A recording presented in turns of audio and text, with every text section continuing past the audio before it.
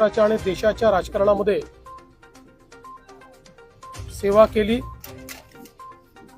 लातूरचे नगराध्यक्ष, आमदार, विधानसभेचे उपसभापती, विधानसभेचे अध्यक्ष, त्यानंतर मग लोकसभेमध्ये देखील गेल्यानंतर त्या ठिकाणी मंत्री, लोकसभेचे उपाध्यक्ष, लोकसभेचे अध्यक्ष, देशाचे गृहमंत्री, असा एक अतिशय बृहद प्रवास आणि त्यानंतर राज्यपाल, असा एक अतिशय बृहद प्रवास हा त्यांच्या जीवनाचा राहिला। आणि या सगळ्या त्यांच्या राजकीय कारकिर्दीमध्ये एक अजातशत्रू अशा प्रकारचं नेतृत्व, पक्षाच्या भिंतीच्या पलीकडे, जाती धर्म भाषेच्या भिंतीच्या पलीकडे नेहमीच त्यांचं नेतृत्व राहिलं। आणि संपूर्ण एवढ्या मोठ्या राजकीय आयुष्यामध्ये कधीही एक डाग देखील त्यांच्यावर लागला नाही, कधी कुठला भ्रष्टाचाराचा आरोप देखील त्यांच्यावर झाला नाही। अतिशय स्वच्छ चारित्र्य हे त्यांनी त्या ठिकाणी ठेवलं। उत्तम वक्ता म्हणून त्यांची ओळख होती। मराठी, हिंदी, इंग्रजी सर्व भाषांवर त्यांचं प्रचंड प्रभुत्व होतं। आणि लोकसभेचे अध्यक्ष म्हणून तर ज्या प्रकारे त्यांनी कामकाज हाताळलं, त्यामुळे त्या अध्यक्षपदाचा बेंचमार्क हा तयार करण्याचं काम त्यांनी केलं। या सगळ्या वाटचालीमध्ये सर्व पक्षीय जे ज्येष्ठ नेते आहेत त्यांच्याशी त्यांचे अतिशय जिव्हाळ्याचे संबंध राहिले। ते आपल्या विचारांशी नेहमी प्रतिबद्ध राहिले, पण प्रत्येक विचाराचा सन्मान त्यांनी नेहमी केला।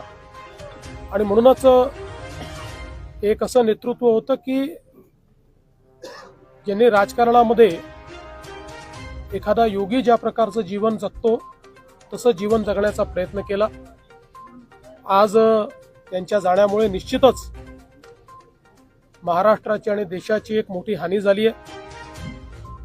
मात्र हे आपण निश्चितपणे म्हणू शकतो की राजकीय संस्कृती कशी असावी आणि सुसंस्कृत नेता कसा असावा या संदर्भात कोणालाही त्या ठिकाणी प्रेरणा घ्यायची असेल तर ती शिवराज पाटील साहेबांकडनं नेहमीच घेता येईल, अशा प्रकारचं त्यांचं व्यक्तिमत्व राहिलेलं आहे।